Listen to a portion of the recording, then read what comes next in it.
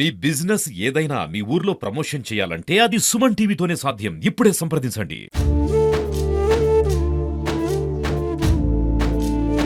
మావాడికి phone చేసేసి వాగు ఇక్కడ దాకా వచ్చిందిరా, ఎవరికైనా ఫోన్ చేసి చెప్పు కాపాడని చెప్పిండు. అంతే, అదే వాయిస్ తోనే లోపల కొట్టుకుని వెళ్ళిపోయారు.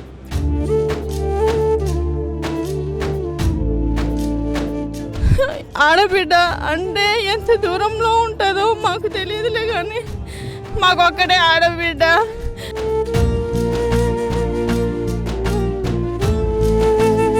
అసలు మా ఊరిలో పుట్టడం మా అదృష్టం. ఈ అమ్మాయి వల్ల మా ఊరికి చాలా పేరు వచ్చింది. చాలా మంచి అమ్మాయి. ఇలాంటి అమ్మాయి భవిష్యత్తులో ఇంకా మనం నెక్స్ట్ తరంలో చూస్తామా లేదనేది కూడా నాకు తెలిసి ఇది ప్రశ్నార్థకమే.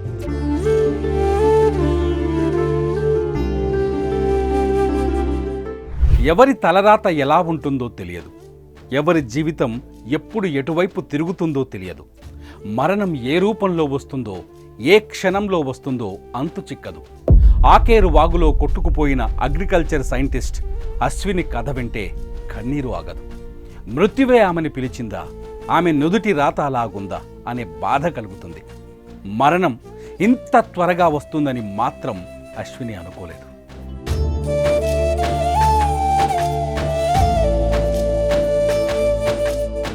ఇంట్లో వాళ్ళు వద్దని చెప్పారు.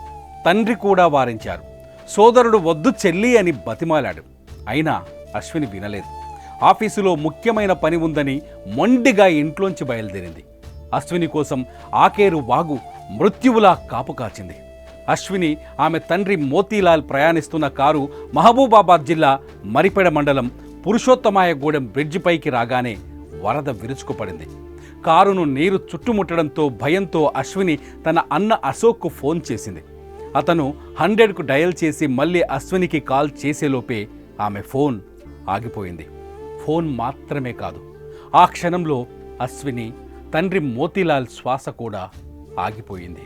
వాగు అటు సడన్ గా వచ్చేసింది. అక్కడ 3 వాగులు తెగినాయట. అక్కడ నుంచి సడన్ గా వచ్చేసరికి అక్కడే ఇక ఉండిపోయారు. అక్కడ నుంచి సడన్ గా కొట్టేసి నెట్టేసి మావాడికి ఫోన్ చేసేసి వాగు ఇక్కడ దాకా వచ్చిందిరా, ఎవరికైనా ఫోన్ చేసి చెప్పు కాపాడని చెప్పిండు. అంతే, అదే వాయిస్ తోనే లోపల కొట్టుకుని వెళ్ళిపోయారు. అశ్విని స్వగ్రామం గంగారం తండాకు వెళితే ఆ ఊరి ప్రజలు చెప్పే మాటలు వింటే దుఃఖం తన్నుకొస్తుంది. వ్యవసాయం చేస్తున్న తండ్రి పొలంలో కష్టం చేస్తుంటే తట్టుకోలేకపోయింది అశ్విని. తన తండ్రి లాంటి అనేక మంది రైతులకు సాయం చేయాలని కలగనేది. అందుకే అశ్వారావుపేటలోని అగ్రికల్చర్ కాలేజీలో బీఎస్సీ చేసింది. పట్టుబట్టి ఢిల్లీకి వెళ్ళి మరీ పీజీ పీహెచ్డీ పూర్తి చేసింది.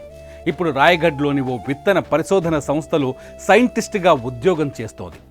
కానీ మరణం ఇంత త్వరగా వస్తుందని మాత్రం అనుకోలేదు. ఇక ఒక మాటలో చెప్పాలంటే మాకు లేదు తను. మాకు ఇప్పుడు ఆడబిడ్డ అంటే ఎంత దూరంలో ఉంటుందో మాకు తెలియదులే, కానీ మాకు ఒక్కడే ఆడబిడ్డ. తనను చూసి చాలామంది ఇన్స్పైర్గా అయ్యి తీసుకోవాలని, బాగా చదవాలనేసి కూడా మా కోరిక. అదే మా చివరి కోరిక. తను ఎక్కడున్నా తను మనశ్శాంతిగా ఉండాలనేసి కోరుకుంటున్నాము. తనను, తన కూతుర్ను మృత్యువు ఒకేసారి కబలిస్తుందని తండ్రి మోతీలాల్ కూడా ఊహించలేదు. తండాలో పుట్టిన తన బిడ్డ దేశం మెచ్చే శాస్త్రవేత్త అవుతుందని కలగనేవాడు. కొత్తగా నిర్మిస్తున్న ఇంటి డోర్కు తన కూతురు నేమ్ బోర్డు పెట్టి ఆ పేరు కింద అగ్రికల్చర్ సైంటిస్ట్ అని చూడాలి అనుకున్నాడు. ఇంటికి పునాది వేశాడు. కూతురు కోసం నేమ్ ప్లేట్ కూడా రెడీ చేశాడు. కానీ అతని కల నెరవేరనే లేదు. ఆకేరు వాగులో తమని జీవితం ఆగిపోతుందని ఆలోచించలేదు. కూతురుతో పాటే తండ్రి మోతీలాల్ కూడా వాగులో కొట్టుకుపోయాడు. చాలా మంచి అమ్మాయి, తెలివిగల అమ్మాయి. ఈ అమ్మాయిని కోల్పోవడం చాలా బాధాకరణం. కాకపోతే ఏంటంటే దేవుడు అనేటివాళ్ళు ఉన్న మంచి వాళ్ళకే చెడు చేస్తారనేది ఇది ఒక నిదర్శనం. ఎందుకంటే దేవుడు తొందరగా మంచి వాళ్ళనే తీసుకెళ్తాడు. అసలు మా ఊరిలో పుట్టడం మా అదృష్టం. ఈ అమ్మాయి వల్ల మా ఊరికి చాలా పేరు వచ్చింది. అమ్మాయి తీసుకున్న గోల్డ్ మెడల్స్ కావచ్చు, పిహెచ్డీ కావచ్చు, అమ్మాయి రాయ్పూర్లో చేసే ఉద్యోగరీత్యా కావచ్చు, తల్లిదండ్రులతో పాటు మాతో పాటు అందరినీ ఒక ఫ్రెండ్లీగా ఉంటూ మాతో చాలా కలిసిమెలిసి ఉండేది. చాలా మంచి అమ్మాయి. ఇలాంటి అమ్మాయి భవిష్యత్తులో ఇంకా మనం నెక్స్ట్ తరంలో చూస్తామా లేదనేది కూడా నాకు తెలిసి ఇది ప్రశ్నార్థకమే. మోతీలాల్ది వ్యవసాయ కుటుంబం. గంగారం తండాలో కష్టపడి బతికిన మనిషిగా గుర్తింపు ఉంది. కొడుకు అశోక్ కుమార్ను, కూతురు అశ్వినిని ఎంతో కష్టపడి చదివించాడు. ప్రభుత్వ హాస్టల్లో ఉంటూ తండ్రికి కష్టం కలగకుండా చదువుకున్నారు. పిల్లలిద్దరికీ ఉద్యోగాలు రావడంతో ఆ తండ్రి ఇప్పుడిప్పుడే సంతోషంగా ఉన్నాడు. కొడుక్కి పెళ్లి సంబంధం రావడంతో గత నెల 29న నిశ్చితార్థం జరిపించాడు. అశ్విని కూడా నిశ్చితార్థానికే వచ్చింది.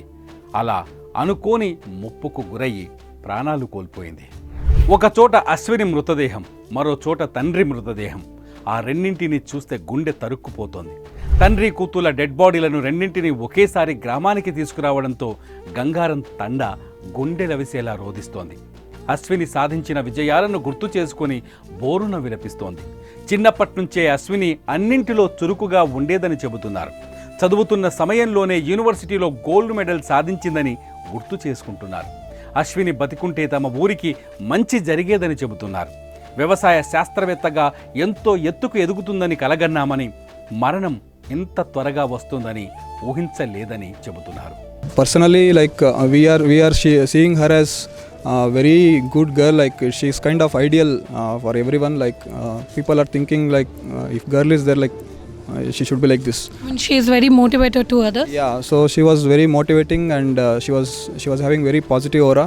So people were liking that, and people were like to be around her. So she was motivating the people, and she was totally positive most of the time. So that's what we always remember about her. So this is very unfortunate event, and we lost one of the maybe one of the greatest future agriculture scientist we lost. So it's very unfortunate, and coming from this very humble background, from here to reaching there, it's not very easy task. Yes. So it's really disheartening to see this unfortunate event. We cannot, no one imagined this. Ashwini మరణ వార్తను తట్టుకోలేకపోయారు ఆమె స్నేహితులు. ఆమె చనిపోయిందని తెలియటంతోనే ఢిల్లీ నుంచి హుటాహుటిన గంగారం తండాకు చేరుకున్నారు. కడసారి తమ స్నేహితురాల్ని చూసి కన్నీరు మున్నీరయ్యారు. మిత్రమా, మమ్మల్ని విడిచి వెళ్ళిపోతున్నావా అంటూ బోరున విలపించారు. కానీ అశ్విన్ నాకు ఎంఎస్సి జాయిన్ అయినప్పుడు ఐఆర్ఐ న్యూఢిల్లీలో క్లాస్మేట్గా జాయిన్ అయినప్పటి నుంచి పరిచయం. తను అప్పటి నుంచే మాకు అందరికీ ఇన్స్పిరేషన్. ఎట్లా అంటే యూజీలోనే 10 గోల్డ్ మెడల్స్ తీసుకొని వచ్చింది. సో దాని నుంచే మేము అప్పుడు నుంచి చాలా ఇన్స్పైర్ అవుతుండే ఎంటైర్ క్లాసు. అంతే మనిషి జీవితం. 24 ఏళ్ల వయసులోనే ఎన్నో విజయాలు సాధించింది అశ్విని. యువ శాస్త్రవేత్తగా మంచి గుర్తింపు తెచ్చుకుంది. చదువులో నెంబర్ 1గా నిలిచింది. ఊళ్ళో నెంబర్ 1గా మారింది. ఆమె విజయాలను చూసి విధి ఓర్వలేకపోయింది. మృత్యువై కాటేసింది. అశ్విని కథను తలుచుకుంటే ఎవరికైనా కన్నీరు వస్తుంది.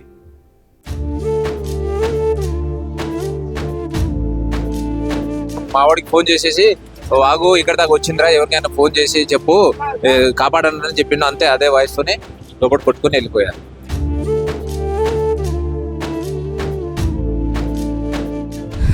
ఆడబిడ్డ అంటే ఎంత దూరంలో ఉంటుందో మాకు తెలియదులే, కానీ మాకు ఒక్కడే ఆడబిడ్డ.